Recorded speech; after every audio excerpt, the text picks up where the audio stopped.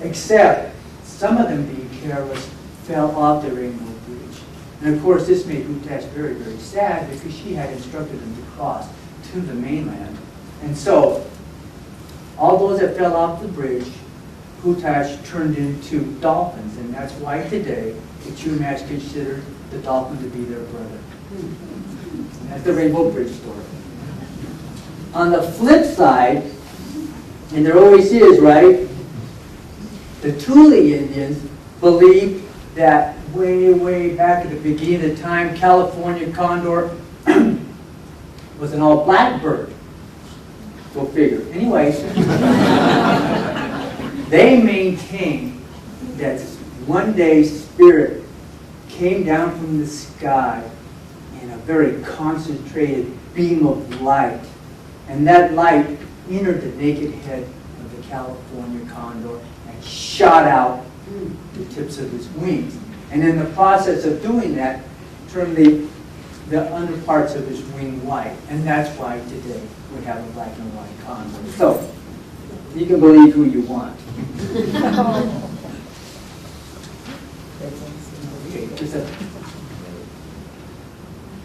Okay, so condor described in some stories and myths. The Ventureño Chumash described Hiawat, another name for condor, as a big bird with a red head that removed foulness from the earth. And of course, that's very logical when you consider that condors are carrion eaters, that they would describe condor as that. I love this slide because you can see these condors are in line to get into this rotten carcass, you know. I mean, I don't know. I don't like waiting for a cup of coffee at Starbucks, much less my turn at a rotten carcass. But I'm not a coffee. Okay. The Tlingit Indians of California believe that condor created thunder with the flapping of his wings, and that he was responsible for, and that he flashed lightning from his red eyes. Adult condors have these intense red eyes. This picture doesn't do it justice, but it's kind of cool. All right. Okay, condors even show up in Native American creation stories. The Wiyot tell a story of how condor was their ancestor, and that condor knew before anybody else did that there would be a flood that would cover the earth. And so, in order to avoid that flood, Condor and his sister wove a big giant basket, which they entered in order to survive the flood. And the Wiyot say that they in fact survived the flood. After the waters receded, Condor married his sister, and that their offspring became the handsome and well-spoken children of the Wiyot, and therefore the Condor was the ancestor, the origin of the Wiyot people. Condors mate for life. This is a pair. Okay. The Plains Miwok tell a totally different story. They in their legend of Mulak, Condor Man, they say that Mulak lived on the north side of Mount Diablo, where he and his wife, the rock he perched on, I'm not making this up, gave birth to a son called Wick Wick Prairie Falcon. And that Wick Wick Prairie Falcon, with the help of his grandfather, created all Indian people and everything else that they would need in order to live. So Condor even shows up in the creation stories. Okay. So Condor even has a celestial presence in Native American cultures. Many Indians believed that Condor held up the upper world, the sky, with his enormous wings, and that it was Condor that created solar and lunar eclipses. The Chumash have a constellation in the sky that they call Wit, another name for Condor, that we call today Cassiopeia, and that is in the shape of a large wing pattern, as you can see here.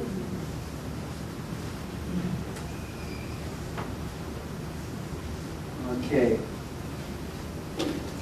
The Yokuts tell a story of how 6 women grew feathers like a condor and flew up into the sky, the night sky, and created the Pleiades.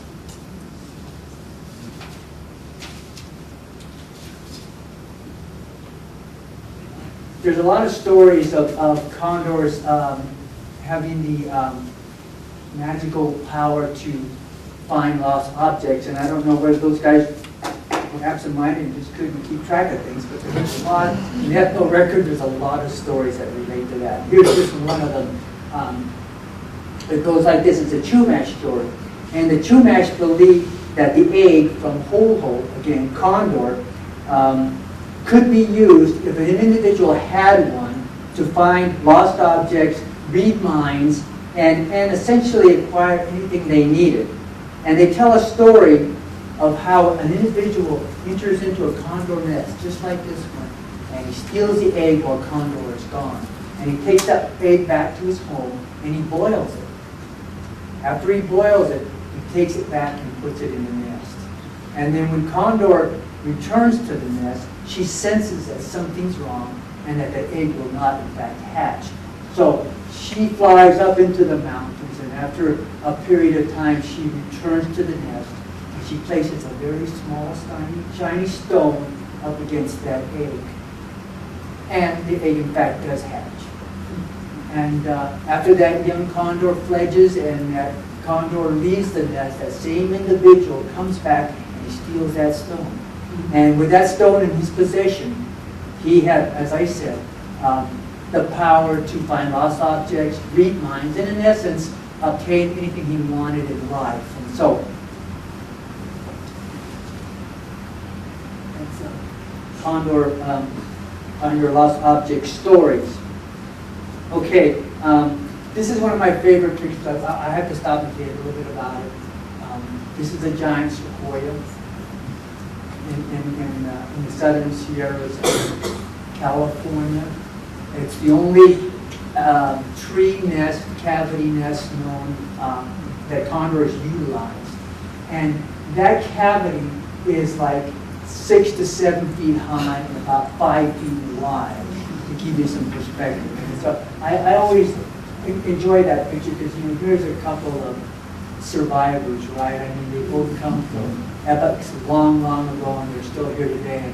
And hopefully, if we're mindful of our environment, they'll be here for a long time into the future. Anyway, the Chumash say that Ho-Ho, Condor, lived in a house with dead bodies and bones which he ate. They said that he was a very powerful sorcerer. And the Yokuts, in their shaman stories, anyway, they say that the Yoki shaman, the Lashimi, would dream of supreme spirits upon from which they would obtain their power and their knowledge. And one great spirit in particular, Malili, lived in the sky. And they maintained that he possessed a huge obsidian stone from which all obsidian in the world originated when he would cast it out of the sky onto the ground. And interestingly enough, that large obsidian stone was in the shape of a condor. He looks a little like a wizard there, doesn't he? Okay. Condor as a healer.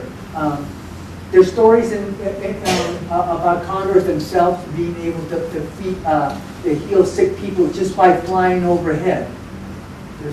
There's a story where a young woman was very, very sick, and her husband went for help, and he consulted with the shaman, and the shaman told him that if many wits, many condors, flew over his wife, that she would be healed. And in fact, the next day, many wits, many condors flew over that young woman, and she was healed.